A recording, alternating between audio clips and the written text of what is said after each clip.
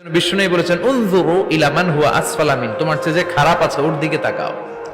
ওয়ালা তানজুর মান হুয়া আ'লা মিন, তোমার চেয়ে যে ভালো আছে ওর দিকে তাকায়ও না, তোমার চেয়ে যে খারাপ অবস্থানে আছে ওর দিকে তাকাও। অনেকে নিজের অবস্থান নিয়ে সুখী না, এরকম আছে না নাই? আল্লাহ আমার এটা দিল না রে, ওইটা দিল না রে, পাইলাম না রে, কিচ্ছু হয় না, কি করব জীবনে, হতাশ। আসলে আছে কিন্তু অনেক, কিন্তু শুকরিয়া নাই, ডাকাত, ঠিক কি না? নিজের অবস্থান নিয়ে সুখী না, কিন্তু অনেক লোক আছে তারা আপনার অবস্থানে পৌঁছতে চায়।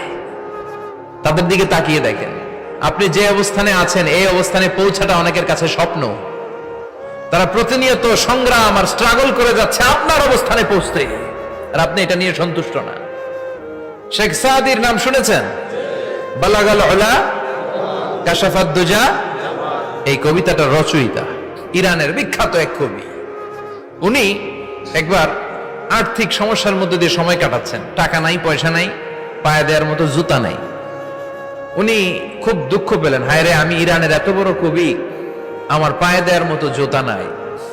দুঃখ ভরা মন নিয়ে রাস্তায় হাঁটতে বেরোলেন। হাঁটতে হাঁটতে হঠাৎ দেখলেন একটা লোক শুয়ে শুয়ে কাঁদছে, ওই লোকটার দুইটা পাই নাই, পাই নাই।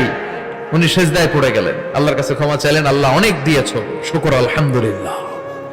এজন্য যেই পরিস্থিতিতেই থাকি না কেন আমরা কি পড়বো? জোরে বলেন, কি পড়বো? এজন্য কানাতু মিনাল ইসলাম, অল্পে তুষ্ট থাকার নাম হলো ইসলাম। সম্পদ লাগবে কিন্তু সম্পদের পাহাড় লাগবে না, ঠিক কি না?